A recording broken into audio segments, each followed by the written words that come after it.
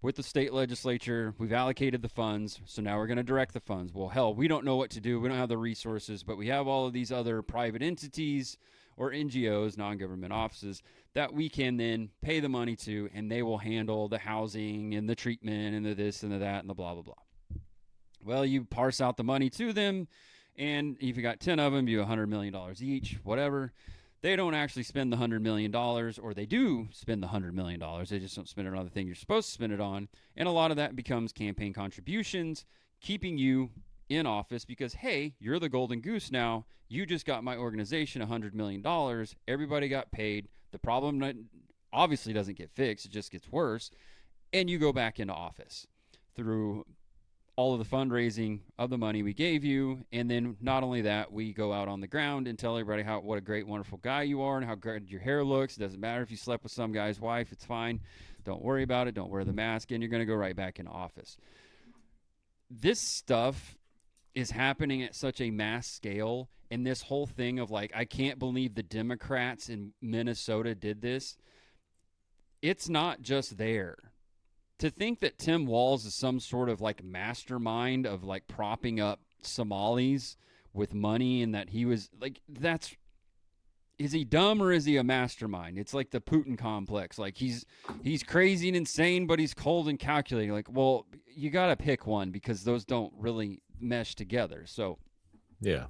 But this, I blame Republicans more than I blame Democrats for this. I just blame them both because it's the self-licking ice cream cone scenario of like, no one was watching this. No one was asking questions. Everybody just took it for a given, just like raising the debt limit or debt ceiling that, well, it's a good thing that we provide child care because we need women to vote and we need women to work, so we got to have child care. And now this is what you get: waste, fraud, and abuse.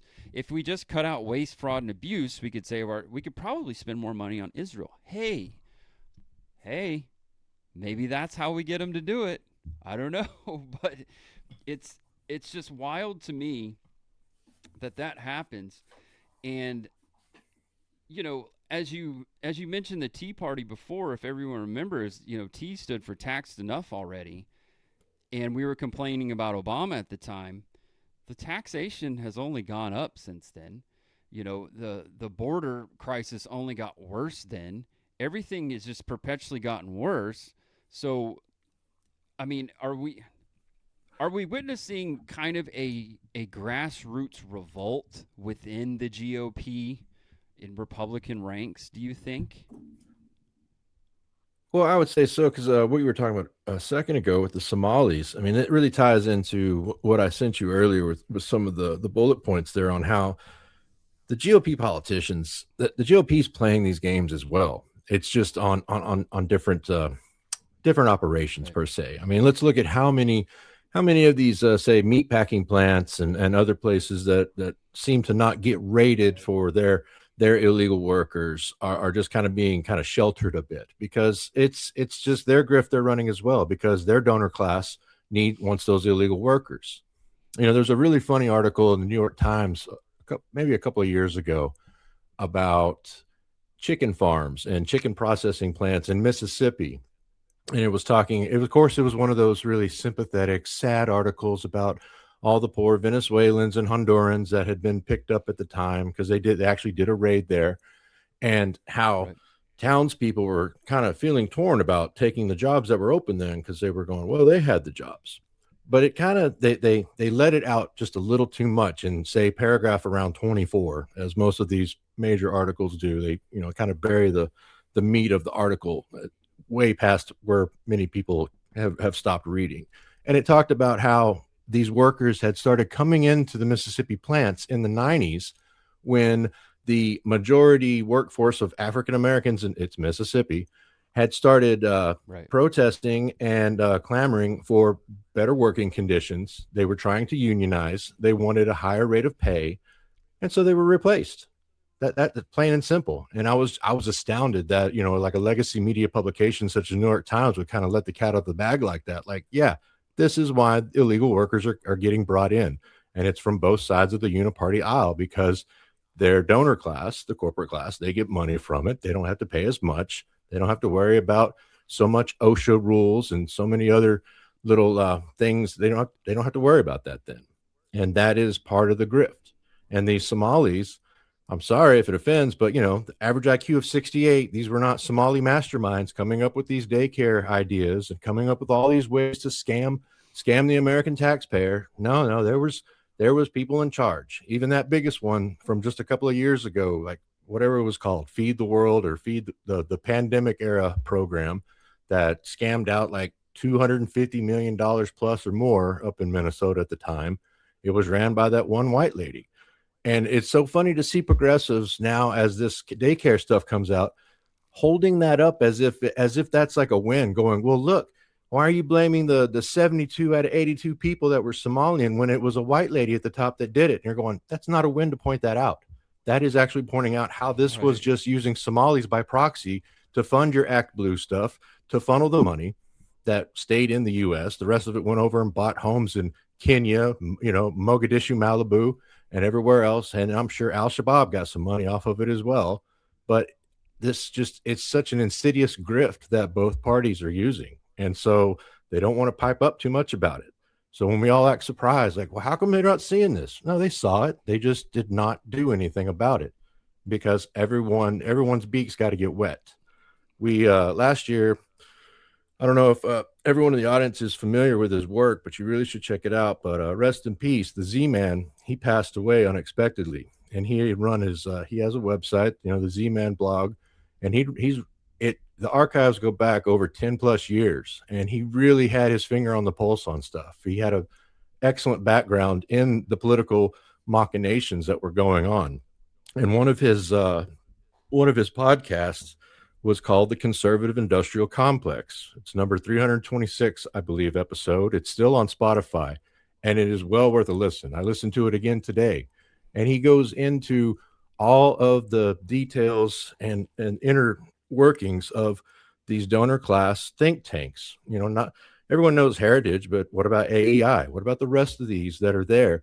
That they're there to make the money. They're the ones who prop up. You go and look at Ben Shapiro and look at his billionaire donor that helped prop him up and pushing these, their messages and stuff. So everyone's got to make money off this stuff. And America First, that doesn't make money. The GDP might go down. The shareholder will lose some money. Yeah, your neighbor Ed will have a decent job, but they don't care about that. No, it's just it just comes down to the money. I mean, I know it's just real simplistic to say it's about money, but that's kind of where it always kind of comes back to. Where's the money going? Who's getting it? Right. Feels like I should probably point out that we are not funded by anyone, and Arthur is not being paid to be here. So no. We're having honest conversation. Yeah. Rudy's check bounced, but I still showed up. Yeah. No, I'm not paid to be here. I'll pay you in Trump bucks. Oh man. Real quick on that. Real quick, just real quick. You said pay you in Trump bucks. That is another aspect of where. Look at the mockery that comes from the Con Incs when they see something like, say, Mike Lindell's MyPillow sponsoring someone, or any of these other small groups that are putting forth as sponsorships and saying how, look at this, isn't this just pathetic? When, the ironicity of them, it's like you're being backed by a corporate billionaire that wants to bring in, millions of more of illegal labor to get rid of Americans, but you want to, kind of shoe your nose at because somebody got a little bit of support here. You're pointing out, saying, "Look at this grift." When you've been grifting for decades, you're the biggest grifters in the business. I mean, it's just the heights of hypocrisy, really. I mean, it's that age-old thing of you accuse the other guy of doing the thing you're doing, and it's because the hypocrisy is so blinding that most of us, when we hear that, we're like, well, it's almost dumbfounding, But it's a brilliant strategy, honestly. Gaslighting, but it does. Yeah, I mean, it's go back to the Somali thing. Everybody wants to blame Bill Clinton, and he probably has quite a bit of blame to go around in that. But I think he catches the most blame because the Somalia, Black Hawk Down, all of that stuff happened under his watch. But he's not the one who put troops there. He just inherited troops there. It was H.W. Bush, his administration, and possibly even second Reagan administration that brought a bunch of those Somalis in because they were going through a civil war. So this isn't like, so many of those. What's funny about, you mentioned the average IQ of the Somalis, they actually have like that, the head structure of like someone who would be smart because like the top of their head is much bigger than like the bottom. Reminds me of that old MTV show. What was it, The Brain or whatever, where he had just that giant veiny head or whatever. I don't know if you ever saw that. But anyway, um, it's so again, every time we look to say, can you believe the Democrats did X? And it's like, well, really, the seeds of that were planted. You're talking about the cheap labor, cheap imported labor. That's kind of a Koch brother thing. I mean, I'm sure it goes back much farther than that, but the Koch brothers kind of like, you dive into like the sanctuary cities or the sanctuary businesses, if you will. That was a Koch brother thing.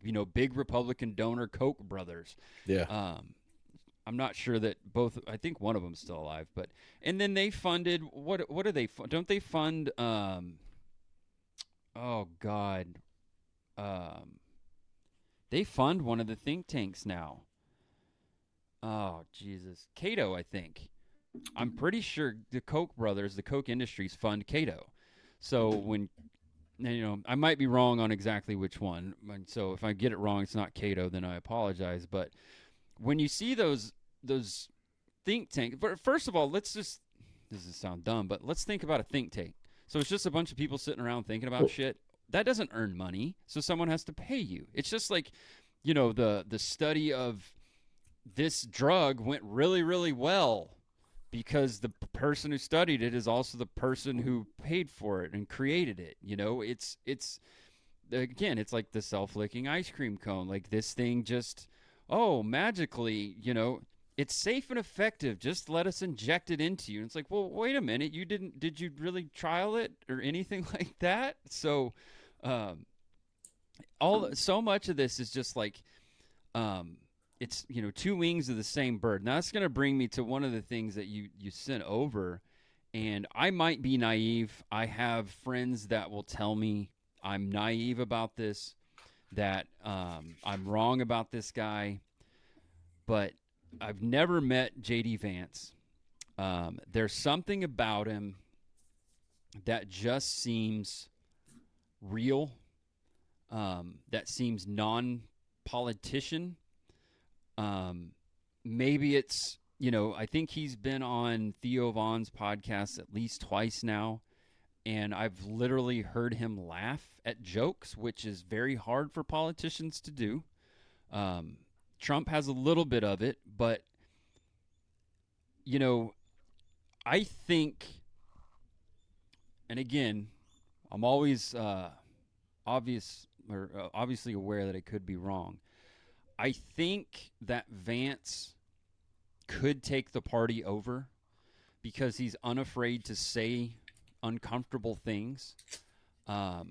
Everyone wants to kind of poke fun at him and point to, well, he knows this guy or that guy's propping him up or he went to this institution and, his life story is parts of it are untrue or he's lying or this, that, or the other. I don't think he's lying. Is there parts of the book or movie that are not 100% accurate? I don't know. I don't really care because the baseline, I think, is there of growing up poor with a drug-addicted mother in a very, hollowed out, former great, blue-collar area of the world. You can't ever take that out of a guy. And I don't know that he's ever lost it, and I don't think he wants to lose it. I think he's leaned into it. Yeah, as Jake put here in the chat, he's not afraid to make fun of himself. That says a lot. He quote tweets memes about himself, which are not flattering, memes about himself. So, is JD Vance the future of this party? If so, will they allow him to be the future of the party, or will Connie come after him soon enough? I definitely think that as we talked offline about, a lot of this is kind of a semi-proxy war, bringing up Tucker and doing the associations with Vance, that it's a proxy war against Vance, so that in my estimation and others, that they don't want Vance in 2028. They would love it if the midterms go horribly, so that it makes it even stronger call and voice for a more maybe Mitt Romney light type, such as Cruz or someone else, to challenge in 28 to keep moving it on. But real quick, regarding the Koch brothers, you were more right than you thought. They co-founded the Cato Institute in the 70s. Oh shit. Yeah, so Okay. that explains so much, Well, especially when you have Alex, whatever, Star Wars last name, constantly posting and writing about how the blessings of America and the free market is that we should all get replaced by, some H-1B or something else. yeah, I mean it's crazy to the people are telling you what to do. It's not hard. Like, yeah, we can all sit here and talk about, well, Twitter's not real life. That's accurate and also inaccurate at the same time, because these are people saying things with an open microphone that, or an open platform, if you will, that unlike some of the others, Facebook being the one that comes to mind first, there's genuine discourse that will happen if you post something. Like if you post something inaccurate, if you post something, in jest that you can't defend, someone might challenge you on it and you can be horrifically embarrassed online for all the world to see, or if you may just delete it or whatever. But like, Twitter is where the things are happening. That's where the conversations are happening. And everybody can poo-poo it and be like, oh, it's just a bunch of anons and, the groypers, or they're this or they're that, or blah, blah, blah, and just pass it off. But Vance is not that guy to pass this off. To Jake's point about him quote tweeting himself and making fun of himself and, having fun, he also talks a lot of shit to people on there about, oh, yeah, and then challenges them on the things that they say and goes back and forth with them.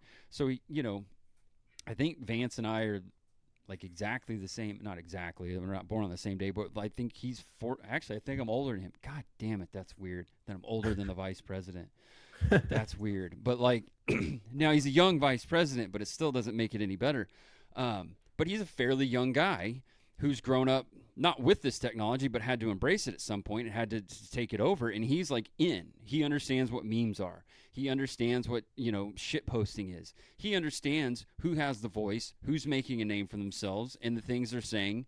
And he's reading the comments. He's actively, like, we can all probably say that you could go back to like Trump's tweets and be like, well, Trump didn't tweet that, but he definitely tweeted that. Like, I've never seen that I can recall a JD Vance tweet that I went like, yeah, some staffer did that. Like, I firmly believe, now there might be like one or two when it's like condolences to so-and-so or heads of state, just the kind of stuff you got to do because you're in the position.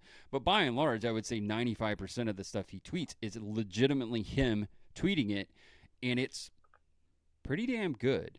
So I think he probably understands more than most of how to use that for his own good, if you will, for his own betterment. So I don't know that they could actually like take him out, as politically take him out, because of that and that groundswell. And you can take I don't know what Nick Fuentes' view on JD Vance is, but apparently Nick Fuentes was able to take his followers, his people, and undermine the campaign of Joe Kent and cost him an election. Is that true 100%? I don't know, but he believes it to be true. He did move his people. So if you can get kind of a groundswell of people like that, or people with platforms like that who say, we're going to go into action and we're going to do these things, which apparently Fuentes is actually politically active. He doesn't just talk it like I do. That is a big, big, big thing that can be, no one can deny that. When people come out of the woodwork to vote for you, be it a primary, be it the actual general, that's a big damn deal. And you know, Ted Cruz is I've heard many people talk that Ted Cruz is going to run for president in like 2028. And as a guy who in 2016 was for Ted Cruz in the primary, I wasn't against Trump. I just thought Cruz had a better chance to win, basically. But for me to hear that Ted Cruz is going to run in 2028, that is absolutely pathetic and laughable in my mind. I don't think that he has a snowball's chance in hell of the primary versus a guy like a Vance. Now, that's assuming a whole bunch of things that the rest of this, Trump's term goes semi-good or what have you. I don't even think that a midterm type collapse is going to hurt Vance. I think he's savvy enough to get around it. But also, I have a feeling, it's just a hunch, that there are a lot of conservative or Republicans that are actively undermining the midterms for other conservative and Republican candidates, if that makes sense. I want to go back to what you just brought up about, Twitter, social media being real life, because to me, it's an interesting dichotomy that in a way it's like a yes and no, yes, in the sense that right. Important people who can make decisions, people who decide things that can, shift the entire national directions are watching this and seeing what gets picked up. And then, no, to an extent of, is it more real than you going out and camping, being in the forest or something, touching grass, as they say. But it still is, it's interesting to me how it'll be downplayed, social media responses and things being discussed, unless it can serve a purpose. Because then let's say someone like Elon Musk retweets an edgy take, that will be pointed out on the progressive side. And in, of course, even in the Con Inc. side as well, as evidence of, look at this. This is insane. And it goes back to that analogy we talked about offline of they'll point that out almost as if, say, you have a high school band and then you have that one person saying, I hate this place. I wish I could just burn it down. They take that as the mainstream. Look what the entire school band thinks about the auditorium. And you're going, well, no, not really. That's just Brad. He plays the drums and he's pretty out there. I don't think his viewpoint is really indicative of the entire band, but he's still in the band. But they'll still point that out and try to make that the focal point or the entire viewpoint. Yeah, if X or Twitter is not real life, then why are they actively trying to regulate the anti-Semitism that is supposedly on it? Which there is anti-Semitism on it. Well, real quick, even further on to that, it doesn't matter. Even more than that, though, if it's not real life, then why are certain governments like the UK government and others trying to regulate criticism of immigration, criticism of their governments? It goes down the line. I mean, it's a lot bigger, of course. Anything considered anti is deposed and pointed out, but it goes across the line, though. It's really like censorship of any type of criticism against the establishment or against the official narratives.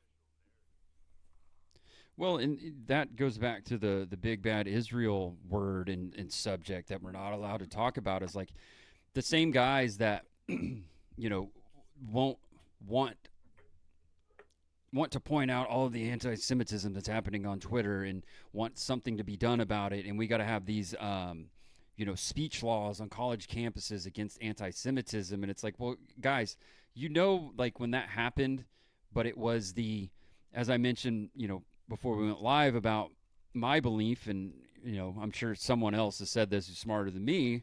But, the right's version, the GOP's version right now, Republican version, the trans issue on the left is the Israel question on the right. This is their this is the noose around their neck. This is the thing that is going to cost them dearly.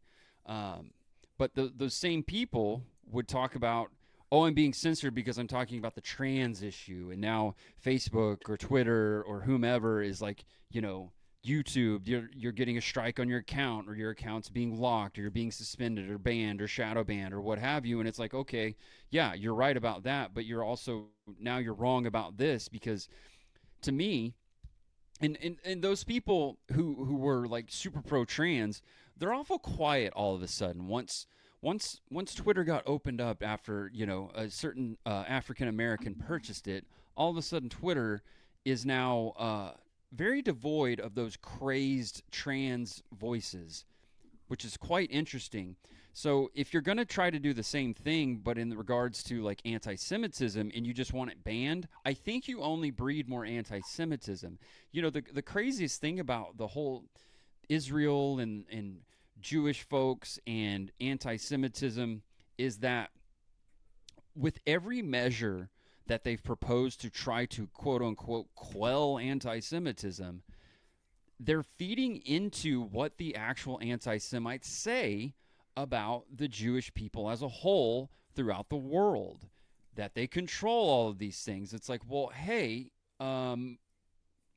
if you go and you start controlling what we're allowed to speak about on college campuses or the internet or anywhere else, and you have this bill that goes before Congress about the anti-Semitism bill, and it's like, to me, that was as egregious as anything. Like, I'm not anti-Semitic. I don't believe I'm ever going to be anti-Semitic. I don't really want to say anti-Semitic things.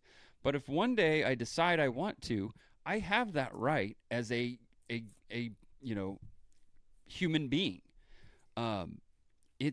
It just creates more and more of it. It is mind-boggling to me that they don't understand that or care.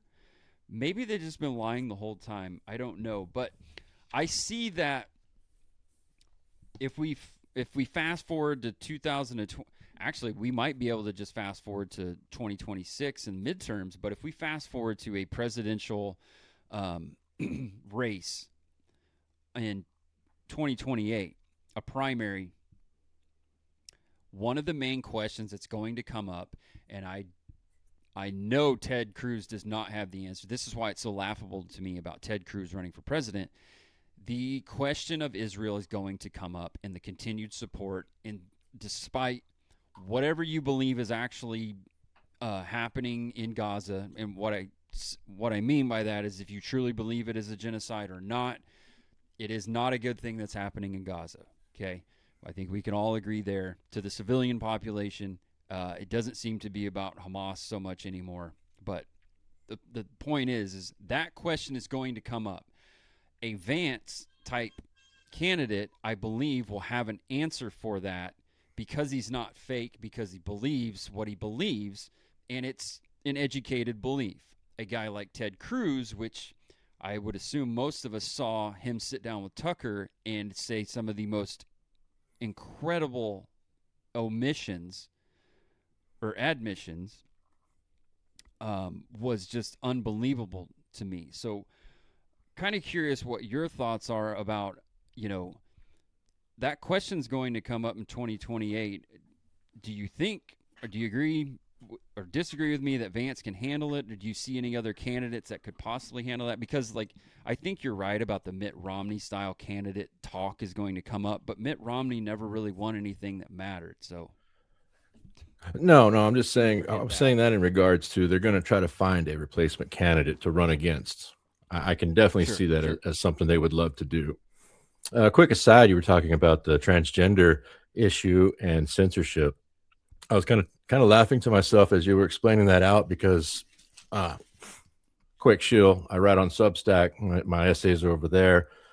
But a few years back, I was writing on Medium, on the Medium website.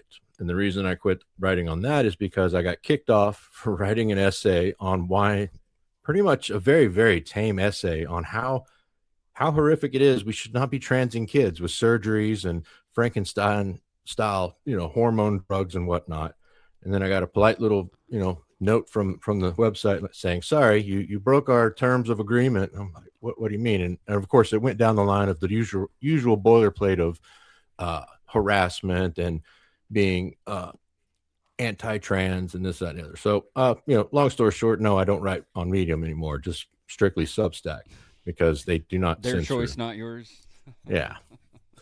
It was, but it was just kind of funny you brought that up because, yeah, that was the big thing for the longest time, and how either, you agree with this or else. And this is always a good thing. And it kind of does go back to what you were saying with, support for Israel, for a foreign nation, that, well, if you're not in agreement with that, then, you're cast out. That's, there's no middle ground, no discussion, just see you later. And the amazing thing about that too is, we could complain all day long about AIPAC, but going back to the GOP versus the Democrats, AIPAC doesn't care. They'll run money against up against a Republican in a heartbeat. If the candidate, doesn't matter if it's a D or an R after the name, as long as the candidate is pro sending money to a foreign country forever and ever, amen. That is their entire goal. They don't register with FARA. They're, as a foreign agent, they are just considered, a group of Americans who care about a foreign country. And it's 2026 now, and that's just not, definitely anyone pretty much under 40 almost. That's the majority of people who see the farce for what it is. It's like this, you can't keep up the charade. Either you come up with new reasons to justify sending billions of dollars to any place, not just Israel, but to any place outside of this country while it's falling apart, or it needs to stop. And if you're not going to do that, then you're going to go away. And that's what we're seeing right now with such the fierce pushbacks from the conservative establishment, because they are fighting for their lives for the political market share that they need. Yeah, they still have their donors. And as I alluded to before, that conservative industrial complex show that Z-Man did, it's just astounding how much of this is just fronted by big money. It's just all comes down to money and GDP. And they don't see our country with the initials of USA. It's just GDP. And that's it. Any means necessary. But your question to Vance, I think he's already shown that he can he can hold his own on this. I mean, yeah, it's a bit trite to point out his debate with Waltz, because that was kind of like a prize fighter getting in with some kid from the special education class. Right. I mean, that Waltz was not prepared for that at all whatsoever. But look at Vance, especially in the mainstream legacy media interviews, whether it's a Face the Nation or if it's someone from NBC. He's got the chops for it, for sure. And I really can't see this early in time. I definitely can't see like him and Ted Cruz getting it over on him in any type of debate or whatnot, because all they can do is fall back on the Connie platitudes and bullet points they've been using for decades. That for many, the scales have fallen from our eyes, and we're just going, you've just been selling this line of BS this whole time, and we don't want to go back to that. Now, does that mean that there's going to be some sort of return, some nostalgia to the past? No, I don't believe that. Something new is going to have to arise, something new. And it's not just going to be, conservative 2.0. No, it's just going to be something entirely new. But it just really depends on a lot of things. 2028 is a long time away. We still have to see what goes on in the country in regards to the immigration. I mean, Trump, to his credit, he comes in and all of a sudden, who's crossing the border? Pretty much no one. And we were told for basically the entire 4 years of the Biden admin that, oh, well, our hands are tied and we were going to do legislation, but then Trump talked to his buddies in Congress and shut it all down. And that's why we can't do anything. Well, that was a lie. It was shown a lie. One thing about, I'm guilty of it as well, mocking the theater kids who were running the Biden admin the entire 4 years, because no, Biden wasn't making those decisions. It was Blinken and others within the administration. The theater kids were doing it. But to their credit, though, and at least for the left, even when they have theater kids in charge, those theater kids follow the script, stand on their spots and say the lines and do what needs to be done. And that goes back to what we've seen in this year. There's a reason there's so many executive orders that have been pumped out left and right, because you have a spineless GOP class up there. They're not pushing legislation. We have the House and the Senate, regardless if they're saying, well, we just don't have the vote, so we can't do this. All right, kill the filibuster. Oh, but if we do that, then this might happen next time. And it's like, buddy, that Rubicon, the line's been crossed a while back. We're well past our home lines now. It's time to start doing some things. Otherwise, the ruse is up. You may enjoy those nice spots of sinecure in the DC and all the perks that are involved with it, but this empire is ending. The global American empire. It's they're trying to land the plane. I mean, my personal thought on it is that we are moving back to a more realist policy, and whether it's birthed with an epidural, nicely, or kicking and screaming covered with blood, that's their choice. But it can't continue forever. The treasury, the coffers are pretty much empty at this point, and they're going to have to make some tough decisions. And it really comes down to someone's going to be in charge at the end of the day. Yeah, I to your point about the current GOP and filibuster and basically just not acting. The funny thing is like it's that run out the clock situation is what it feels like, is what it seems like, and that was kind of my point about I think some of them are actively undermining the midterms. If you're a I don't I I can't remember. I think Markwayne Mullin, my senator here in Oklahoma, is up for re-election in 26. He's not worried about a Democrat. The only thing he has to worry about, and it's very, very small, is a Republican challenger. That's the only thing he has to worry about in this state. And there's a lot of states like that. So, and I'm not saying that Markwayne Mullin is one of those guys. He seems to be kind of a Trump guy from the get-go, but, never turn your back on a snake, and he's a politician, so there's that. But I think they might be undermining Trump in the midterms because if he loses the midterms, he loses a lot of power. He loses, theoretically, he loses a lot of power. And if you're doing that run out the clock situation and trying to just get to 2026, this is kind of what we all refer to as the deep state does. They just got to, if you're CIA, FBI, whatever powers it be, NSA, I don't have to go to war with you over a certain situation or an executive order or whatever. I just need to tie it up in the courts. I just need to, this fight just needs to end, and it's going to end, and I know the end date, and I just have to get there. I don't have to worry about you. The most I have to worry about a president is for 8 years. Big deal. You're talking about guys and gals that have been at the CIA or wherever entrenched. We want to talk about the bureaucracy of the secretary or this and that. And yeah, that's a thing. But really, if you're in the intelligence community or something like that, you get that job knowing you're going to be there for 30 years or longer. That's the whole point of taking that job. So they're just running out the clock as well. So it's kind of concerning that you have his own party, which I understand he came in and took over the party, and a lot are still resentful about that. But they're doing the same thing to him. He's relying on these people. And the one thing that Trump can never shake is his boomerism. He has those boomer tendencies, and they never leave. No boomer ever leaves behind the boomer tendencies. They never really understand it. They never see themselves in the mirror. And he still, to some extent, believes that he can wheel and deal with the mainstream conservatives or anything like that.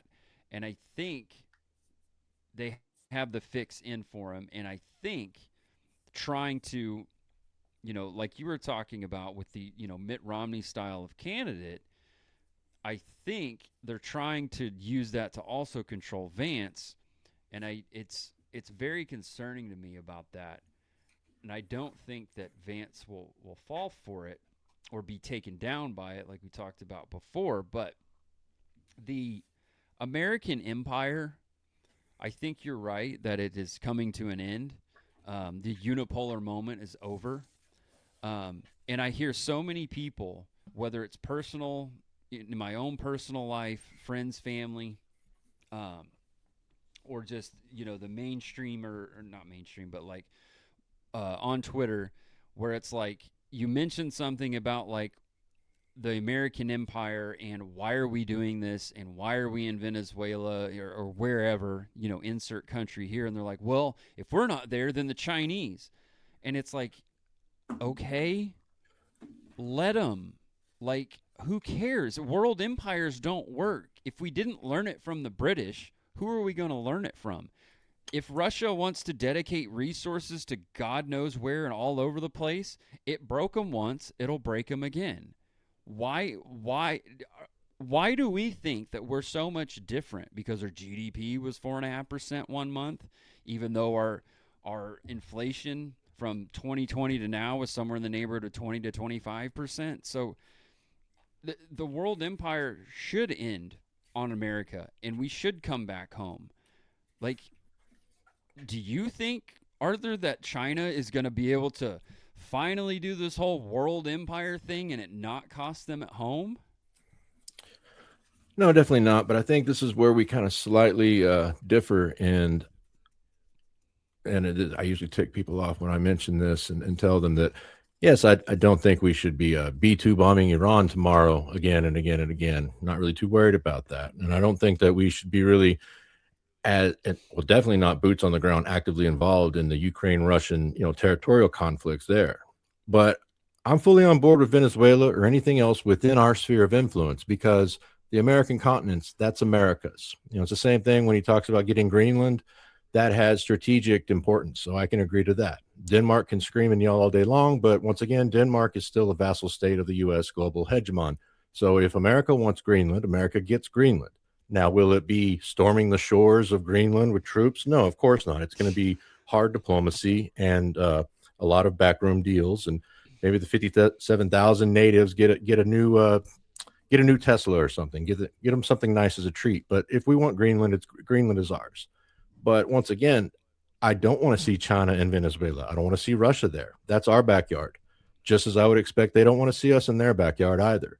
And as you pointed out, has the unipolarity is going away. It will be more of a multipolar world with defined spheres of influence. So for me, South America, that's our backyard. That's our sphere of influence for America. And I think it's better and smarter to get more to a mindset of minding our own. This is ours, that is theirs. Yes, there will still be diplomacy and real politic and discussions on stuff, but not so much our way or the highway, because we can't keep that up. We definitely can't keep that up 10,000 miles away for sure. Yeah, I don't necessarily disagree with the sphere of influence and kind of the Monroe Doctrine approach to foreign policy. But also, our foreign policy has been such shit for so long. I don't. I think mine comes from I don't really have the faith in our leadership to pull it off. Like, we always go in with the stick, never the carrot. Yeah. I don't understand um, Mexico is like a third world country. Like, shouldn't we maybe, let's start at the fence before we go over to the neighbors across, the road. Like, get your neighbor who's right across the fence in order. Maybe prop them up, or, have a really good, beneficial relationship in which, maybe we can, I don't know, maybe instead of a giant sucking sound, it's just that little seep of air, maybe with Mexico. But we want to talk about Venezuela and the things that they're doing, and he's this and he's that, and they do drugs and they do that. And it's like, I can point all of those same things right at Mexico. And by the way, Canada's not far behind them. Canada is this very unique, I don't know. I don't even know how to describe where Canada has gotten and how they've gotten there. Um, it is unbelievable to me. There's a statistic out there of somewhere like 1 out of every 20 deaths is attributed to the Canada euthanasia, basically, or killing their own citizens through the willful, what is it, the MAID program. Um, they're literally, the Canadian government is directly responsible for killing 5% of all of the people who die in their country. What the hell is that? Why would we do business with Canada? And I can point that to China too. Like, if this is the thing that always stumps everybody who says, like, well, China's going to be in South America or here, there, or everywhere, so we might as well go there before they get there. And I said, okay, if China's this big, bad, ugly threat, why do we trade with them? Why do we have a business relationship with them? I mean, think back to all of the Soviet made goods we had in the 1980s. Oh, wait. We didn't trade with the Soviet. We were mortal enemies with the Soviet Union. So if China's this big, bad, ugly monster that's going to consume all before it, maybe we should sever some ties with them. I don't know. It seems like, day one policy, but would Venezuela be better without Maduro? I don't know. Again, I don't live there. Yeah, I can agree with you that I don't want Russia on our border, the whole Cuba thing. But I'm not necessarily convinced that the modern Russia is still the former Soviet Union in any way, shape, or form. I think that the world itself would benefit better if the United States and Russia were like friendly. We were allies. We were like, you could pick up the phone and call old Vladdy and just, talk a little shit or something like that. I don't think having these two nuclear powers pitted against each other helps anyone long term. Outside of maybe China. We could, if we had those deep diplomatic relations with the modern Russian Federation, we could make phone calls, we could send emails, and we could say, hey, we're not going to do this, you're not going to do that, cool, right? And they could say yes, no, or whatever. But instead, we decided, or the powers that be decided, no, we're going to push all of Vladimir Putin's buttons, we're going to cross every red line he's told us he has, and we're going to make him get into war in Ukraine, and then it's going to carry on for, what are we in, year 4 or something in Ukraine? With a bunch of dead bodies, nothing to show for it except more debt, and I don't really see an end in sight. I do see that apparently the Ukrainians think it's a good idea to try to attack Vladimir Putin's personal residences. I don't know. Maybe we try being allies for once with Russia, pull them away from China and go that route. No, I mean, I agree entirely, man. The points that you're bringing up on that, I mean, I'll try to keep this short because this is a topic for an entirely other show. We could get into that. But I mean, the long and short of it is the neocon wing of Con Inc. is still firmly embedded in there. And that's why we have to have these great big enemies. It's why you see the kind of idiosyncrasies of, say, one of our generals coming out or admirals coming out, giving out this long speech platitude about how we need to prepare to fight a war with China by 2030. Meanwhile, the very next day, another announcement of that we have a new trade deal with them or something, or that we're going to work something out between shipping lanes. So it's this whole either or, like, are we going to, fight the Hans, or are we just going to continue us on the trade and go pick up another Chinese made microwave at Walmart, pick a lane pretty much. And of course, you look back to Russia, that was one of the biggest insults and attacks against Trump over 10 years ago when he talked about, like, wouldn't it be nice just to be friends with everybody, just kind of, or not even just friends, but at least have working relationships. And they pounced upon that entirely, forgetting once again that double-edged sword of technology allows us to pull up, clips from the Romney-Obama debates back in 2012 of, them asking who is our greatest enemy, and Romney says, Russia, and Obama laughs and says, hey, Russia called, or no, foreign policy called. They want their 1980s foreign policy called. They want their policy back. And it was just this weird kind of twist and pull on who we're supposed to be, propagandized against to hate today and tomorrow. I mean, you brought up the Ukraine-Russia conflict. What was one of the very first things that we were told about? For one, the narratives just started running right out the door, one after another. Ukraine is this plucky democracy and its liberty, and look how great they're doing. And for those of us with a few more brain cells, we're going, wait a minute, Ukraine, isn't that the center of, like, the human trafficking in Eastern Europe? Didn't they also make a movie called Lord of War based upon a Ukrainian arms dealer? I mean, this is not the greatest place in the world. But then on the flip side, you started telling us how the Russians are orcs and barbarians and they're doing this, that, and the other. And it was totally unprovoked. And then you're going, well, wait a minute. I pay attention and read too much. What happened about, the Maiden revolutions going back to 2014? Wait a minute. There's this article from the LA Times in 2011 discussing how us complaining about Russian incursions into fellow territories kind of falls on deaf ears to them because they see what we did in, Bosnia back in 99 with no UN resolutions, with just, this is what we're doing and this is why.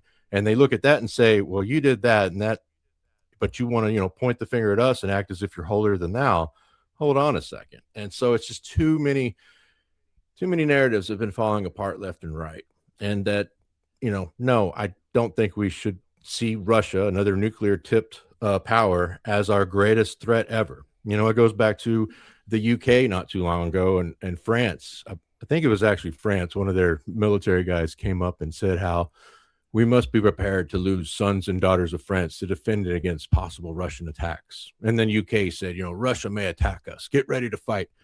Well, guess what, buddy? You have pushed this multicultural utopian dream so far that what is there to fight for? Who is British? Who is French? They talk about all the evils and dangers of nationalism and having patriotic pride. But once you've kind of stamped all that out in the younger generations, it's pretty hard to turn the machine back on and try to utilize it to say, you need to go die for this war for your country. Whose country are you talking about? You turn this into an economic zone. You're more proud about having more curry shops in London than you are about having eel pies and talking about, the ye old London. Remember, Britain it's just demonized. Being British is bad, but being cosmopolitan British, that is good. But nobody fights for abstracts. People fight for a home that they care about. So it's just funny to watch how they try to turn the narratives up, twist the dials left and right on how far it goes. I wonder if, and I don't have any European friends that I know of living in Europe, or at least I don't have any contact with them, of what does the average, German or whatever, French, Italian, insert European country of note here, what do they think about the idea of a Russian invasion? What does the average Polish citizen think about, because Poland is right there. There's plenty of history. They obviously are not fans of the Russians being, behind the Iron Curtain of the Soviet Union for so long. I'm curious what they think about it. And, this does tie back into this episode of we've been completely failed by Republicans because they've never stood against this. They always wanted to blame, Joe Biden did this and Joe Biden caused this war and Kamala Harris and blah, blah, blah. But when it came time, put your pen to paper and vote for something, they were always voting to send more weapons and aid and all of this to Ukraine. So they're just as guilty, if not more so guilty, because they're supposed to be the check and balance of the other side. It is, there's a whole nother subject too that's at work here. You mentioned the neocons and how their policies are still intact, and the neocons are nothing more than former Trotskyites, and they're the scions of the former Trotskyites. And anybody who knows any little thing about Leon Trotsky, you'll know that Trotsky was not a Russian communist or Bolshevik. He was a world Bolshevik, and the Bolsheviks and the Bolshevik Revolution was about a world revolution and continuing revolution of the workers throughout the world. It wasn't, Stalin was the one who said, we're going to stop it at the Russian border or countries we take over in their borders. And it's like that red pill moment of the Matrix. Once you find that out, learn that, know that, you start seeing all the little kind of perpetual chaotic, perpetual war, perpetual, revolution, however you want to frame it, that Trotsky talked about and was, firmly behind throughout the neocon policy of they've never seen a war that they didn't like. And that really is more of why I'm vehemently against the Venezuela, regime change or, whatever we're calling it, be it Iran, be it Venezuela. It has nothing to do with if it's in Israel's interest to me or if it's in so and so's interest to me. It's more of the stopping the neocons, getting them out of there, and stopping this just perpetual war that we always find ourselves in, which costs fucking money. It always costs money. And it's not anti military or anything like that. But, you know, I had mentioned before, I don't remember where I mentioned it. I don't know if it was on the podcast or what, about like, I don't know that we need military bases all over the world. I don't understand, you know, maybe we try it the other way where we don't have military bases everywhere. And then I always get the reaction of, well, what are we supposed to do if X happens? And it's like, I don't know. Unless X is the United States, who cares? Like, it's kind of that hypocrisy of like, are we gonna be the world empire or not? Like, do we care about Rwandans, the Hutus and the Tutsis, and one slaughtering the other one, or not? Because do we care about Boko Haram and Al Shabaab and the things that they're doing in Nigeria, or not? Because just picking little things here and there is as disorganized as it gets, and that's not a foreign policy. That's just a, how do I feel today? Exactly. Like, are we going to actually be the world police or not? Because if we're going to be the world police, there's a lot of places we need to get involved with, and it's a lot of places that people have never really thought of, like South Africa, like maybe we should get involved in Gaza and, do whatever there. Yemen is another one that no one really talks about because it's a very odd little country. I guess we could still call it a country, place, territory, that is having some atrocities visited upon it. So are we going to be the world empire? I guess basically what I'm trying to say is, like, pick a lane. It's the same thing I said with Israel when they went to war in Gaza. You got to pick one thing. You got to pick which war you want to win. Do you want to win the PR war, or do you want to win the war? Because you can't win both. And if you try to win both, you're going to lose both. So if you want to ethnically cleanse, Gaza of the Palestinians, then just do it. Just go ahead and do it. No one is going to hold you account. No one is going to arrest Benjamin Netanyahu, because we're not going to arrest Benjamin Netanyahu. And international law is whatever we say it is as the United States. The UK can fuck off. They have no say-so in international law. They can hem and haw. They can say all of those things that they want to say. But they have no power here. We have the power. As you mentioned earlier, we are NATO. We say what NATO does. We are NATO. So, well, yeah, there's no such thing as a rules-based international order. There is who's making the rules depend on how right. the order goes. And I've gotten in trouble in the past for pointing this out, but I'm not entirely anti-American empire, because someone's got to be on top. But what I am is I want a competent empire. So if you're going to get involved in these things, then be competent about it. Don't lose, multi-billion-dollar bases in Niger because you decide to send HR cat ladies from the State Department to try to, finger wag at, military junta guerrillas there on a 99% Muslim country. They're not going to listen to you. That's why we don't have that base anymore. If you're going to solve these things, then solve problems. Don't continue allowing them to go on and on and on. Once something, hits the news and it becomes real because it's on, it's reality because it's on the TV or it's getting the most clicks. Say, for instance, Ukraine, Russia, or Israel, or any of these other things. It is totally forgotten that at the same time, there's roughly 100 other global fires of war going on at that time that nobody pays attention to. So all these people who put their little flags in bio, it's like you'd run out of space, man, if you really wanted to do all that. You never talk about, I'm saying in regards to like most of the mainstream media and whatnot, right. There isn't really big talks about the conflict between Rwanda and the Congo over resources and how they're stealing everything there. We don't discuss that at all. As you point out, the atrocities going on in Yemen. Yeah, there was a little bit of word about it earlier this year when we did some strikes and they were striking some of the shipping lanes. But, beyond that, it just falls off the page.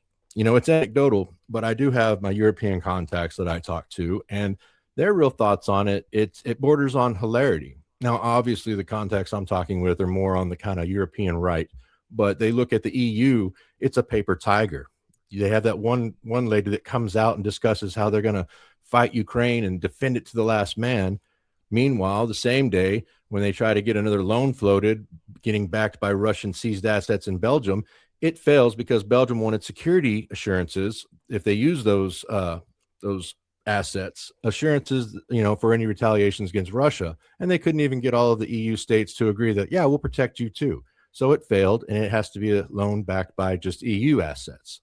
So this whole kabuki theater of we're, almost trying to be, Churchill style of, yes, we're going to stand brave in the face of the evil orcs, and we're doing this and that.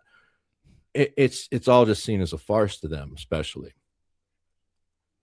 Yeah, and like you mentioned, when you have no national pride anymore, because national pride is somehow like bigoted or evil. If you're, I talk a lot of shit about England and the UK, but us most Americans do who love America and the United States. But like, you should have some pride in the United Kingdom and what they were able to do.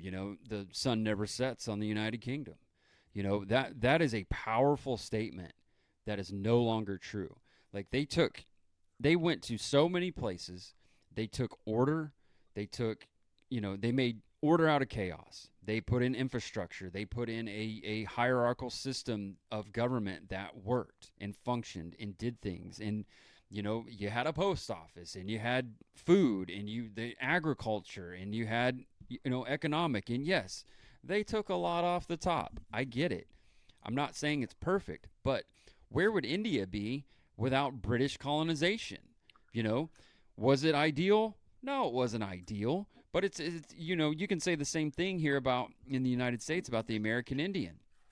Okay, look, man, wars happen. People win wars, people lose wars. Are you better off today than you would have been without it? I look at the Europeans coming here and settling the continent of America and the United States more broadly, that was a liberation. The human sacrifice stopped, the infighting and slaughtering stopped, the order came in, the wealth came in, the technology came in, all sorts of things came in. And now you don't have to do hunter-gatherer nomad things and be susceptible to the weather and all of the different things. Like, no, now you can have a house. Now you can have a car. Now you can go to the grocery store. Now you have any number of available things to you, and that's something to be proud of. We share that kind of kinship, I guess, with the British of like we're being made to feel bad for all of the things that we, our ancestors did and passed down. And was it pretty? Obviously not, like I said before, but it's, you're talking about like a 60-40 issue, 60% good, 40% bad, 70%, 70-30, whatever it is. Like it works out in the long run. We're all better off for it, Yeah. And the wealth that this country has created and the wealth that this country has allowed, people to go get and level themselves up is literally beyond human belief before it existed. And like, trying to say that, the UK is going to go to war with Russia, it's just laughable. Like you pointed out, like they don't want to fight and die for what? So they can come home and get arrested for a Facebook post? yeah. And no, exactly what you said, though. Just not said or not acknowledged is the greatest beneficiaries to colonization were the colonized. You take the UK itself, Sure. a smattering of islands there, smaller than the size of Texas, and what they had, the British Empire across the world. What is always left out of it is, as you pointed out, when they got there, what did they bring in? Infrastructure, roads, hospitals, schools, civilization. And even after leaving, look what happens after they left. And the people are still blaming, the British Empire. And this is why we are like this. And it's like, no, it's because they came in, they raised your level of civilization to a higher point than you were able to do. It just goes back to America and how, Britain, it's not pointed out as much these days, but America is a British project, 13 British colonies, and it spread out from there. And as much as the demonization of the noble Native American, this, that, and the other, that we had civil, American schools, and we tried to civilize the Indian, and how horrible was that? And then you think back, though, it's like, how many times in prior history did a colonizing, conquering force actually try to incorporate the people within that they conquered to that point? Yes, it happened in a lot of empires and stuff, but you go back, that was not even the norm. That's why they keep on finding, mass graves of just bones and saying, yes, there was a people here. But then this group came through and took it entirely over and killed them down to the last man, woman, and child, and then just moved on. It's never acknowledged the good things that came out of it. It's got to be put in a bad light every single time. And I find that very disingenuous. And it wasn't like that just a few decades ago. This chorus of how horrible everything has turned into, and the blame game really just got turbocharged at the beginning of the 21st century and moved on into everything. Now it's into our history. You can't look back on certain conflicts and see the nobility on both sides, and the struggles of the personal things that went on. No, we have to say such and such is our American Hitler, because of course, post World War II consensus, our founding story now for this civilization and our society is World War II. So anything entirely awful and horrible has got to be the Austrian painter. You saw that with Iraq, Saddam's going to be the next Arab Hitler. You saw that with Gaddafi. Hell, you saw it with Syria. And now you're seeing it with Russia and Putin, and how they're discussing how, oh man, Russia might go all the way and take over France and the UK and all of Europe. I don't see that. And with what forces, and how is that supposed to work? And it's just not telling the entire stories on these, not going into the history behind, not to go so far back in history as Putin did with Tucker that one day, like saying, okay, back in 1412 in Kiev, like, well, okay, we ain't got to go that far back, but still, it's there. There's great. There's historical markers to these things, and there's a lot more reasons to why things happen. And so, like I said, to dumb it down all this time to a Disney-fied hero, villain, good guy, bad guy, the end, that's just disingenuous entirely to humankind, human nature, and the way things work. Did you happen to see? I imagine you probably did. Ben Shapiro did that speech at TPUSA, and then the guy came up and asked him about the USS Liberty. Yeah. Okay. My reaction to that one is I was already planning on doing more research into the USS Liberty. And then that kid asked that question. Of course, they're engaging in character assassination. And then there are those on Twitter that are engaging in trying to take down Megyn Kelly. We haven't mentioned Megyn Kelly in this. Trying to take her down because I guess she followed the guy on Twitter who asked the question. And allegedly this guy is a groiper. Whatever. That's neither here nor there. My point to this is Ben Shapiro's response at some point to that young man was, I'm, kind of dubious as to why you're asking that question and what your point behind it is and why you would ask that, blah, blah, blah, trying to point to the kid's motive in the whole thing. And he said something to the effect of, why would you bring up an event that happened, in 1967, blah, blah, blah. And I find that really funny because, as you pointed out about the post-World War II narrative and everybody's Hitler that we don't like, Ben Shapiro is a guy, and he's not alone as far as conservative Con Inc. goes, of bringing up World War II every chance they fucking get, which last I checked, and I'm no mathematician here, but the last I checked, World War II was somewhere in the neighborhood of, 20 years before the USS Liberty happened. So that's an interesting thing there. So this kid is not allowed to bring up the Israel deliberate attack upon the USS Liberty ship, which was not a battleship. For those who don't know, the USS Liberty was an intelligence ship with its flag flying, which was then shot down, and the crew was still able to get another flag up while they were being attacked by the Israelis in a deliberate attack. Let me state that once again.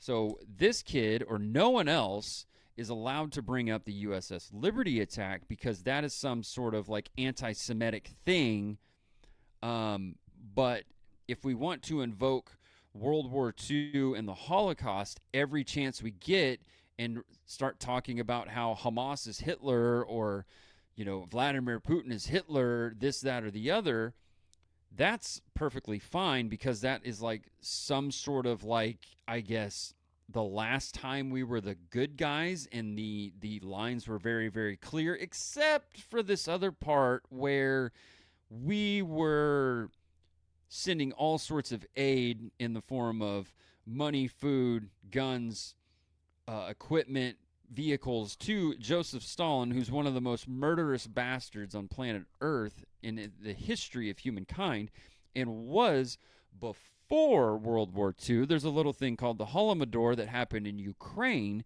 in which he starved I forget what they were named, starved all of the farmers and took all of their crops and killed somewhere in the neighborhood of, I think, 7 million people. And the New York Times ran cover for it, talking about how great Stalin was and this communist project's really working out. Except for that little part of World War II where we helped that murderous bastard. Then we could get into the whole China and Mao Zedong and helping him and what have you. But we were on the Chinese side because they were against the Japanese. So just that post-World War II narrative of good guy, bad guy just won't die within conservative Inc. But they're being unmasked constantly and not answering the questions honestly about the USS Liberty. And I think it is somewhat of a valid question for someone to say, look, that was in 1967. Is that really relevant to today's conversation?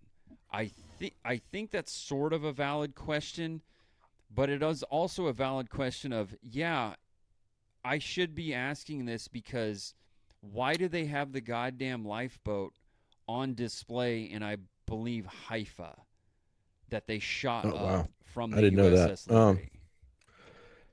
What I took from that's another that Daryl exchange. Cooper thing that he dropped down. Wow. Go ahead. The big thing I took from that exchange between Shapiro and the gentleman who was asking questions about the USS Liberty is how it revealed just how hilariously bad they are at this at times and how much of a blind spot it is. Because Shapiro, of course, he kind of came up in his notoriety of all the viral clips of him, shutting down college students, facts don't matter, forget your feelings type thing. And how easily he could have simply said, yes, the 67 USS Liberty incident, that was a tragedy. And, Israel was in the wrong on that one. And definitely it was a horrible event. It was sad that a U.S. sailor had to get a Medal of Honor awarded to him in secret back then. And it should have been more in the open there. But, thankfully, it didn't. I mean, sadly, it happened. And it was a tragedy. That's really all he had to say. He didn't have to go on and on about this, spinning more and more just weird narratives about it and just kind of shorting out like some robot up there, some APAC robot that's like starting to, screws popping out. People notice that a lot more than if he just would have acknowledged like, yeah, that was a sad event, not trying to excuse it, justify it in some weird way. And of course, me, Rudy, with my background, I know no doubt in my mind that they knew it was an American ship and that they knew that possibly this could help, pull in U.S. support more for them in 67 against Egypt and how it could have been blamed upon the Egyptians. It just goes back to even into the 70s when Nixon was there. And I'll get the year wrong. Was it 73, the Sinai Desert War between Egypt and Israel again? And Nixon was asking the prime minister of Israel, like, are your forces pulled back? This is where we need to be. And he was promising, yes, it was. Well, we didn't have all the satellites back then, but we did have the beautiful SR-71 Blackbird spy bird. And it went over and took pictures and saw that not only had Israel's forces not pulled back, but Egypt's forces had not either. So both sides have been lying to the U.S. to try to draw us into it once again, either on one side or the other in some way. And so he went back to the prime minister and showed him the pictures and said, stop lying to me. Either you pull your forces back or we're pulling out of this. And so it is what it is. It's geopolitical espionage, Sutter fudge, everything else. It's the dirty sausage being made. But the USS Liberty is pretty cut and dry. And Shapiro just dropped the ball entirely by not just acknowledging, like, yeah, that was a shitty deal. Israel was in the wrong there, and it was not conducive and good for a supposed ally of the United States to do that to American troops or American forces, on a surveillance ship. But he couldn't Well, do let me just ask that. you. He couldn't. You're 100% correct. That answer could have been very simple, very to the fact, and it would shut that kid down. Let me ask you this then. You brought up Nixon and the Sinai Peninsula incident. What happened to Richard Nixon after that? You know, a guy who won like the biggest landslide victory for a president ever. Oh, somehow he got caught up in a something. I don't know. It's not very well known by most people in the audience. I'm sure something Watergate, I believe, and then he Right, had to right. Like resign before. yeah, the thing that we mock all the time or paraphrase of, it's Watergate. It's what was the there's any number of gate. When you hear the whole gate thing, if you're not familiar, which I don't know how you can't be familiar, it all ties back to Watergate, which was a burglary uh, that Nixon had no clue about. He did not order. He did eventually, I guess, run cover for it, and that's kind of what they got him on. But it was a burglary perpetuated by 13 CIA spooks, former and current. Yeah, on a DNC That's office. weird. Yeah, at the Watergate Hotel in an election in which he was not really challenged for information that didn't exist, that wasn't there, with flashlights, and was very, very sloppy to say the least. So, you know, people will make the claim that, JFK was taken out by Israel. I don't see any evidence of that. It's conjecture here and there. It's kind of the same thing, and then a lot of the conspiracy around why Nixon was taken out is he had knowledge of what they did to John. There's a recording, him talking to, at that time, the current CIA director. I can't remember the guy's name, um, which means he was probably really, really good at the spycraft because no one remembers his name. Um, there's Nixon on recording saying something to the effect, "I know what you did to John," and so we just blame the CIA for, you know Nixon knew, and so they were going to take him out because they were afraid he was going to talk. But really, you can make a better case that Nixon was taken out because he told Israel to stand the fuck down in their war against Egypt, or trying to go to war with Egypt, and he called their bluff with that. I agree with you. The most badass plane probably ever designed, the SR-71 Blackbird, which no one knew about, obviously, until Designed it without flew. H-1B, by the way. Imagine that, and it actually flew. How do you Yeah. like that? Yeah, so you can make a better case that Nixon was taken out by Israel than John F. Kennedy was. That is a very compelling thing that the likes of like a Candace Owens or an Ian Carroll might jump all over if they had the slightest clue about history. Um, but alas, they don't. So one thing I want to ask you about is, of course, I'm pretty sure, we both enjoyed Daryl Cooper's podcasts and his viewpoints on history and many others who look back on it. But one thing I don't think I've never really been comfortable or quite satisfied with the phrase, revisionist history, because it's not a revising of history; it's a reexamination of history in my viewpoint. I Instead of agree. us getting the cookie cutter History Channel versions or the Macmillan Cotton textbook versions, actually going to primary sources, grabbing more of the information available at the time, and re-examining what happened and what were some of the causes. And this How can did go we get across. here? How'd we get here exactly? Because if you're going to start telling me about fascism and the first thing you bring up is the 1930s, then I'm going, all right, you're not informed at all. You really need to go back to the Franco-Prussian War. You really need to go back to 1910. I mean, if you're trying to tell me all this just magically started one day, when that's not how it happened at all, that's not how anything just all of a sudden magically happens, then I just know you're uninformed. And then whatever viewpoint that you're pushing has a narrative purpose to it. That's what I I like about agree being with able to that. see. Do what? I agree with that wholeheartedly. The funny thing about the revisionist history, that term that's been thrown at Daryl, is that, and yes, we're on a first name basis, me and Daryl. He liked to tweet once, so we're good.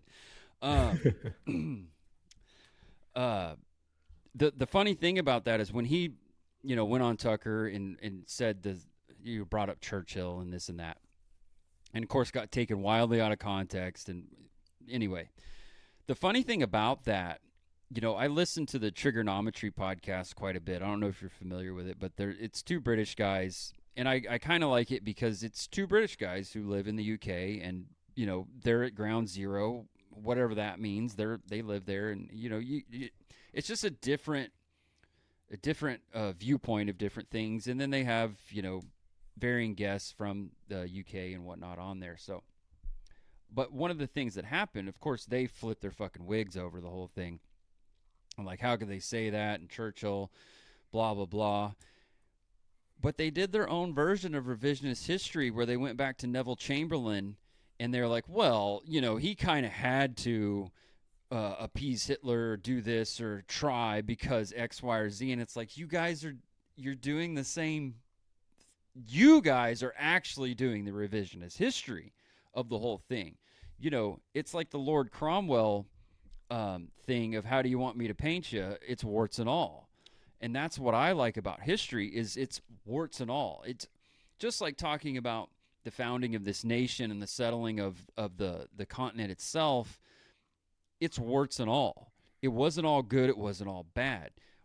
We need to be on the good ledger more than the bad ledger, obviously. And that's what makes for a prosperous nation. But like when we were talking about that before,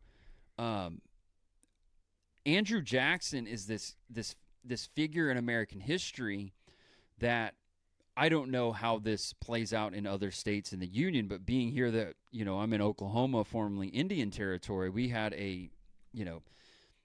Andrew Jackson is not well liked. Let's just put it that way. There are literally American Indians that will not hold a $20 bill in their hand because it has Jackson on the front of it. So that's kind of the how he's portrayed in public schools that I went to. But when you do your own research and you find out exactly what was going on, was the Indian Removal Act a good or a bad thing? To me, it's like the 3/5, clause in the Constitution.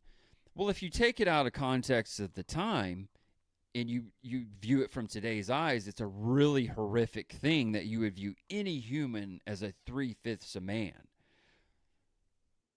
But when you take it in the context of the time that it was happening and why they did it, it makes perfect sense. And it's the same thing with like Andrew Jackson. Like, look, here's what's going to happen.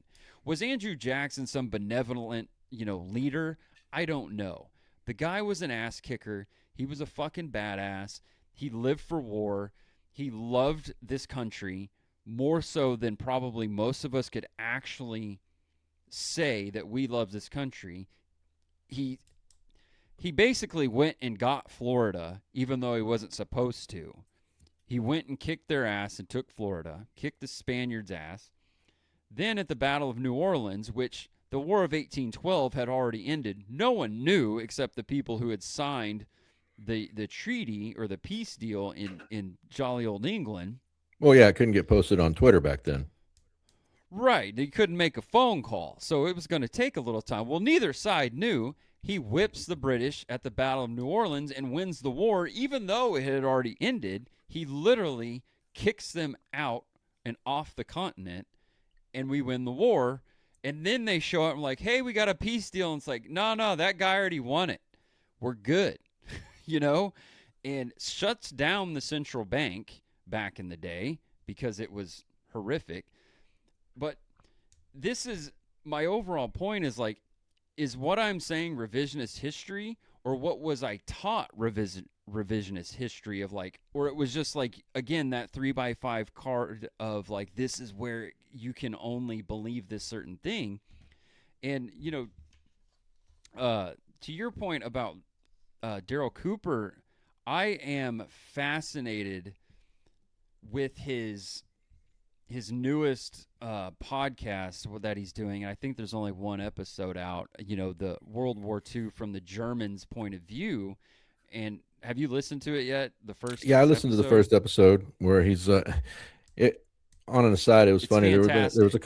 There was a couple of complaints from people though within comments and whatnot, like all you're talking about is World War One. This was supposed to be a World War Two podcast, and making the Right. point that we brought up earlier about how you don't start talking about, well, this day just all of a sudden this just happened. Like, no, there is a background here. There are reasons behind it, and it goes back over 2 decades plus of how this happened.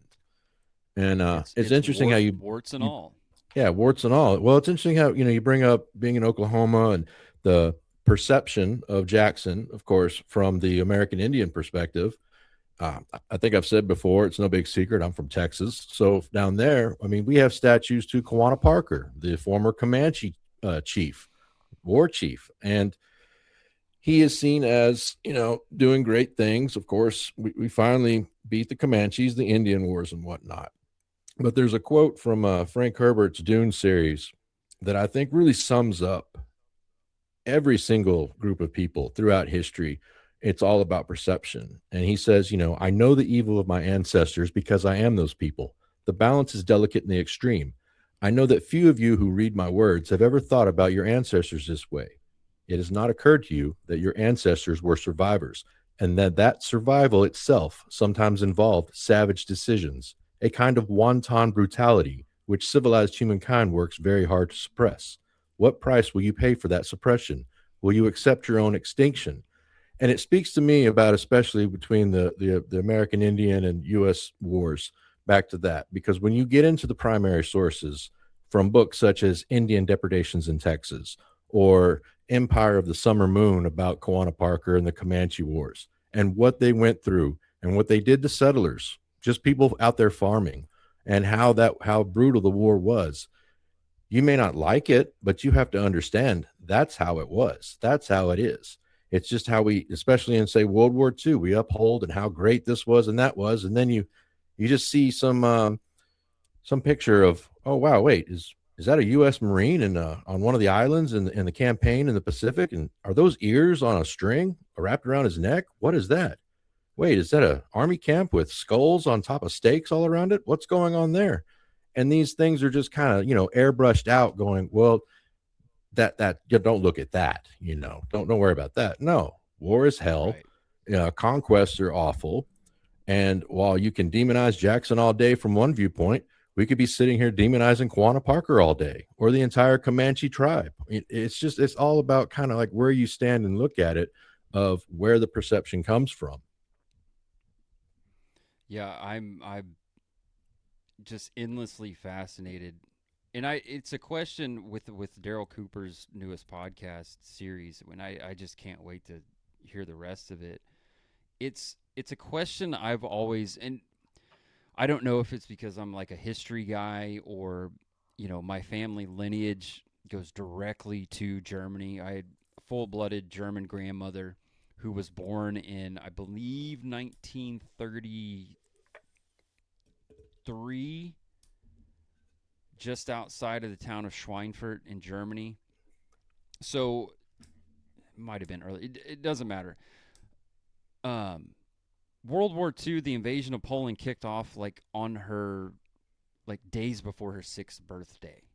So she was born and grew up, or at least somewhat grew up, under National Socialism. And to your point of people who talk about fascism and they want to talk about the 1930s, there's also a big chasm between fascism and Nazism. And when people talk about, like, well, this is just a fascistic regime, it's like, well, there are elements, if you want to point to like Donald Trump's administration signing a deal with, I think it was Intel or one of the companies, of like taking a 10% stake in their company, we're getting on a fascistic line there, in understanding kind of the nuances between fascism versus communism. and understanding the differences between fascism and Nazism. And just because something is fascistic doesn't mean it's not Nazis. It's not National Socialists, and vice versa. So there's all of this nuance that goes into it, and like with what Daryl Cooper's doing, of here's why, or here is at least a kind of a reason I'm going to put into your head, I'm going to give you of how you might end up with a leader like an Adolf Hitler, who did not assume control of Germany through military coup or any sort of thing like that. He assumed power through kind of traditional measures in a country that was in economic dire straits. You know, I was explaining this to some guys today or today or yesterday, I can't remember when, of like, if you're in Germany in 1925, it's post World War One. Let's say you're 30 years old in 1925. You knew what Germany was before under the Kaiser, and you had food and you had security and you had all of the things, and you didn't suffer and what have you. Let's say you're just middle class. And then post World War One, there are literally different factions of communists killing each other in the streets, and you can't walk down the street for fear of being shot, mistook for one of them, robbed, what have you. Who among us, if that was a scenario that we had known peace and prosperity, relative safety, now it's just utter chaos and anarchy in the streets where the government has no control, the police are non-existent, or at least they're not doing their job, who among us would not be like, hey, if this next guy or this other guy who's talking all this stuff, he's got a funny mustache, he's kind of odd looking, he's a shitty painter, he's not really a German, he's an Austrian. If he can get the trains to run on time, if he can, have the relative safety and peace in the streets, and I can walk down the street and I can go to the grocery and get food or the market, whatever they had at the time, and I don't have to worry about being shot in the back of the head, robbed, what have you. I don't know if he's serious about this whole Jewish thing. Let's hope he's not, but we'll give him a shot. And I'll be damned, you give him the shot, the trains run on time, you have relative peace and safety, you have a job again, you have food, you're back. We're fucking back, baby. Germany's back. And you have He's that man of the year in Time pride. magazine, Hell yeah. I mean, I'm brought I'm Germany really excited. back. I'm really excited to see, and I'm sure Daryl will do it because he is so, exhaustive in the research and extensively He explains is. it out. How 1920s era Germany, though, it was not, it was not fully assured that the Nazi party was going to take over Germany like that. You had so many other factions there that were Right. vying for the power. You had the communists still there. You had these other political parties, and it was so up in the air because of the conditions on the ground and how things had turned out. One real interesting thing is the Kaiser was related to the British royal family. I just found that Oh, out yeah. after reading Pat Buchanan's Churchill and the Unnecessary War. So there was a Yeah, lot of they're all cousins. interconnectedness there, and Mm-hmm. how he in his book, in the Churchill book, how he goes back to the machinations that happened, and a lot of the background information that just doesn't get covered on the History Channel or on a little quick video clip off of MSNBC or even in an Atlantic article. That's all left out because that would be uncomfortable information. That would cloud up their narrative a bit of how it wouldn't make it as cut and dry. My father was actually stationed in Germany in the 50s, and it was so funny. One time he told me stories about being stationed there, and he says, the funny thing is, when I got over there, I figured I would have to, anywhere I went, I'd have to have my rifle on me, and that it was going to be a really, really dangerous assignment. And I got to tell you, the Germans, they were the nicest people I had ever met in my life, and how great they were and everything else. And I kind of quipped at him then. I said, well, yeah, Dad, it wasn't like, just all of a sudden one day they all went crazy and now they're all normal again. That these were just people. And that Daryl Cooper, his humanization of all of these groups, not just not just the World War II stuff or the Germans, but what he did kind of with his Jonestown series. Horrible guy, yeah, but he did the backstory of where he ended up. And one thing really sticks out for me from the Jonestown leader. He talked about the things that he had done, I guess, in social progress back in the day. And he says, yeah, if he would have died in a car accident on his way to California, he would have been seen as one of the greatest civil rights era heroes of his time. But instead, we all know where he ended up down in Guyana, of course, and it wasn't Kool-Aid, by the way. It was the off-brand stuff because he was kind of cheap. But still, we need those stories. We need Daryl Coopers. We need more explanations out here about the things that are affecting us to this day, and especially in regards to the,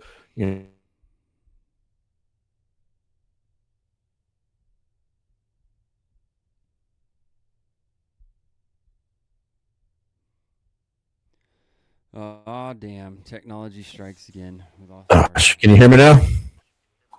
Can you hear me? Oh, okay. Yeah, it's really loud. To land the plane, I was going to say that we need Daryl Coopers and more like that to give us more expanded information on especially within the post World War II founding consensus, because it affects the current events to this day on how we're supposed to look at it. And just going off this one narrative that we've been sold, it really distorts the picture of current events.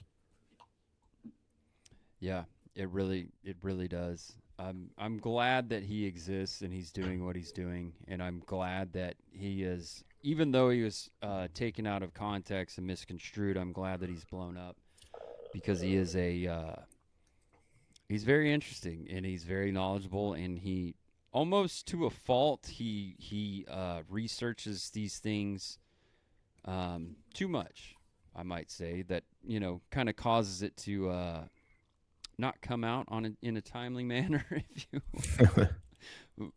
But anyway, man, we've been talking for 2+ hours, so I'm gonna wind it down. I should have stopped at 30 minutes ago. I kind of had an out, but it was just too good of a conversation. So I will thank you, Arthur. Thank everyone for listening. Go check out Arthur's Substack. It is very, very good. Anything else you want to plug? No, like I said, you can find my work on Substack, and I'm also on X at Arthur Returns, posting about the insanity pretty much every day, mostly politics and stuff. But once again, baby, thanks for having me on again. Always a good conversation. You're welcome, man. I'll link Arthur's stuff in the description. It'll take a little while for me to do that, day or two, but I will put it there. But this was fun. We'll do it again soon, man. Have a good night, buddy. And everybody who joined in and commented and all that and is listening and who listens in the future, thank you very much. And everybody, have a good one. Peace.